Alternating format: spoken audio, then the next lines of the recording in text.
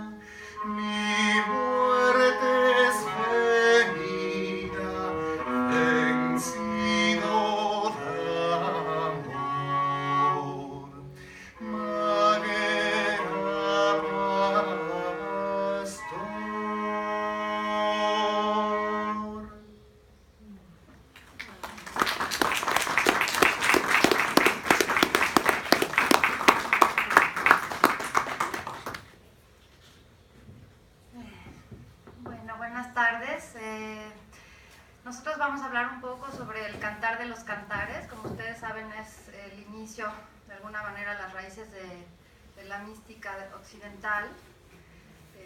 El Cantar de los Cantares, o el Shir HaShirim, que es un libro bíblico, es un poema entre dos pastores, ¿no? Un esposo y una esposa, que no se sabe bien exactamente cuándo se escribió ni con qué motivación. Se supone que lo escribió el propio rey Salomón, así dice el inicio, ¿no? Cantar de los Cantares de Salomón. Es algo que es una suposición por el ambiente de la época, por el ambiente de esplendor de corte que respira el poema. No sé si ustedes lo conozcan, el poema del Cantar de los Cantares, pero es muy bello y muy recomendable. Si lo pueden leer, se los recomendaría. Y pues la interpretación sobre el cantar precisamente ha fluctuado, al no saber pues con qué con qué intención se escribió y cuándo, ¿no? Se piensa en la época de Salomón, por ahí del siglo X antes de Cristo. También se piensa en la época post-exílica, cuando regresan los judíos de Babilonia, pero también se piensa que no, porque con el sufrimiento que habían pasado los judíos, pues cómo iban a escribir algo así, ¿no? En ese momento. Otros que hablan de la época helenística por vocablos que hay ahí de griego y persa que revelarían ese contexto. En fin, ¿no?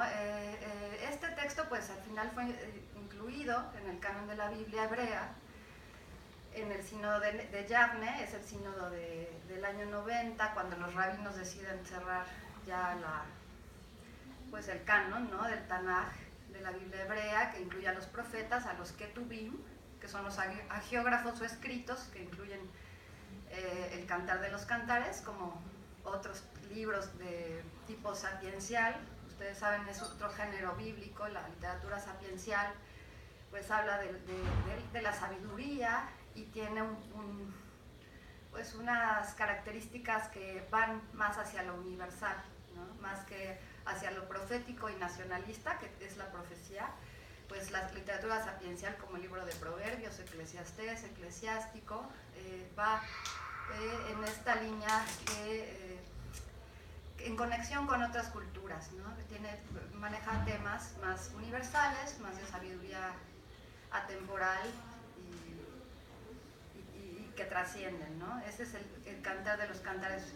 Incluso, bueno, hay estudios de crítica histórica, de filología, que han visto en este poema, pues en realidad hasta una poesía muy transgresora, ¿no? En realidad se piensa generalmente que es un canto de boda, es un canto epitalámico, perdón, pero a decir por la forma en que la mujer ahí toma la iniciativa para el amor y el contexto, que es como en un espacio muy silvestre, pues hasta llegaríamos a pensar que se trata de algo bastante alejado de la liturgia o de cualquier práctica religiosa. Entonces, nada más para señalar como este es el comienzo de la historia de este poema, ¿no? Es un poema casi que diríamos de transgresión.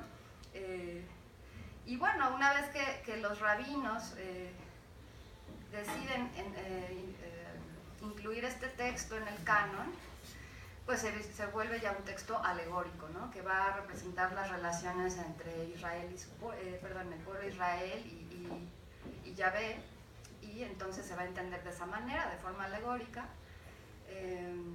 También mucho con referencia a los profetas. Ustedes saben que el profeta Oseas, pues es un profeta el primero de alguna manera que creó esta metáfora para hablar del pueblo de Israel y Dios como un matrimonio espiritual, ¿no? Como un matrimonio donde las infidelidades de Israel, digamos, los momentos donde incurrían en idolatría, pues eran vistos como infidelidades matrimoniales, ¿no?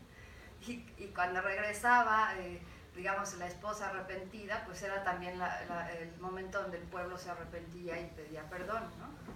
Y Dios la perdonaba o lo perdonaba a su pueblo.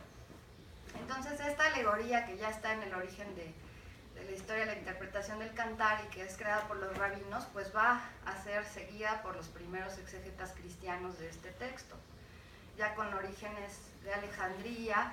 Por ejemplo, él es uno de los primeros, o casi que el primer exégeta del Cantar de los Cantares, y también va a seguir esta alegoría ya no del pueblo de Israel, sino ahora pues de la iglesia, ¿no? La iglesia cristiana entendida como en su ecumene, en su universalidad también, como esposa de Cristo.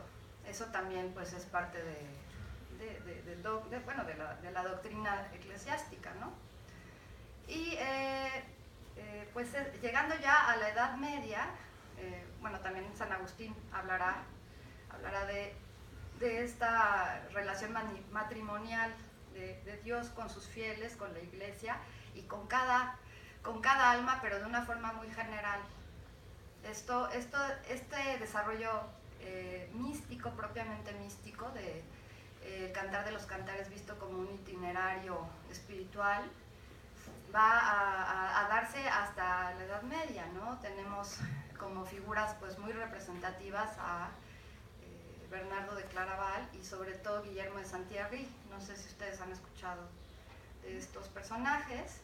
En pleno debate monástico escolástico, pues así como en la Edad Media había quienes se dedicaban a pensar el amor con referencia a Ovidio, y eran un poco los goliardos y la poesía profana más de tipo carnal, pues por el lado de los monasterios y de los guías espirituales en ese momento tan importantes como Bernardo de Claraval, pues ellos empiezan a desarrollar esta exégesis de ver en el cantar la relación de el alma y Dios, ¿no? Y con toda una, digamos, vía, entendiendo este camino espiritual como una vía también de conocimiento, que responde también a una antropología, ¿no? Una antropología quiere decir pues el estudio del hombre. En una religión la antropología es cómo se entiende la composición del hombre, ¿no? En este caso, pues la antropología platónica va a transmitir al cristianismo su tripartición en cuerpo, alma y espíritu, ¿no? Soma, psique y neuma. Y estos tres elementos pues van a constituir también un camino de lo carnal a lo espiritual, ¿no? Donde se entiende que el cuerpo tiene el cuerpo es la parte más digamos básica y el espíritu la más elevada, y el alma tiene que seguir a la guía del espíritu, la guía del entendimiento, que como nos hablaba la doctora Mancho Duque, pues es ese tipo de entendimiento específico para guiar al alma hacia su destino de unidad, ¿no? Y les cito aquí una cita pues técnica, como para que tengan estos datos, de un estudio sobre Guillermo de Santiagrí, que por cierto está editado en Trota, su comentario al Cantar de los Cantares, por si gustan. El hombre se compone de cuerpo, corpus, soma, alma, ánima, psique y espíritu, spiritus, neuma. Lo que eleva el alma hacia el espíritu es la inteligencia, nous, mens, o bien la facultad principal del alma, hegemonicon anime. Basándose en esto se distinguen tres clases de fieles: los principiantes, que se dejan llevar por el alma, entendida solo como un principio vital del cuerpo; los que progresan gracias a la purificación del alma y ya gozan de cierto conocimiento de las realidades divinas; y los perfectos o espirituales, los cuales, gracias al sentido del amor, ya experimentan las realidades divinas. El fiel progresa cuando el alma animal se convierte en racional, y esta, modelada por el Espíritu de Dios, se eleva hasta la contemplación.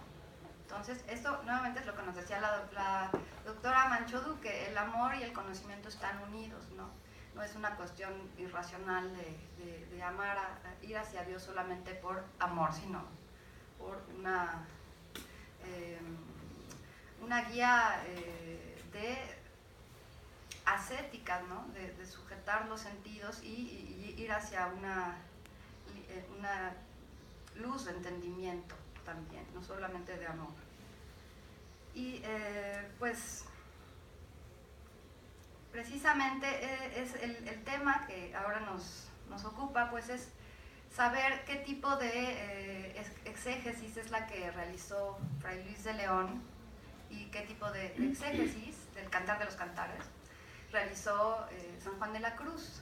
Precisamente ahí es donde hablamos de continuidad y ruptura, porque entendemos que Fray Luis de León, al apegarse a una noción de tipo semítica, hebraica, ¿no? Al hacer una traducción directa del Cantar de los Cantares, del hebreo al castellano, pues también absorbió mucho de su antropología, que es un tanto distinta a la antropología platónica, la antropología dual del cuerpo y el alma, o tripartita en todo caso, ¿no? incluyendo el espíritu. Y esta antropología, pues como ustedes saben, está en el Génesis, está en otros lugares de los Salmos, y tiene que ver con la idea de vida como un concepto más general, ¿no? La ruaj, que es el espíritu divino, está vinculado con la vida humana, nefesh, ¿no? Cuando Dios sopla en las narices del hombre, pues le infunde este espíritu de vida, pero no se comprende como una dualidad ni como un aspecto individual de cada ser humano, sino que es la vida en términos más generales. Y esa unidad de cuerpo y espíritu es lo que constituye la vida. Entonces, no hay tanto una división y un concepto de que el alma es inmortal y está por otro lado, sino hay un concepto mucho más cohesionado de la materia y del espíritu. De alguna manera esto es lo que llamamos como algo semitizante que yo detecto en Fray Luis de León, en el sentido en que hace una traducción muy literal del cantar, como si él no quisiera, un poco por modestia, no quiere hacer algo demasiado pretencioso, porque él, como él mismo dice, ya hay muchos que han explicado el cantar y mejor que yo, ¿no? Entonces, como para qué me meto a todas estas cuestiones teologales, pero también yo creo que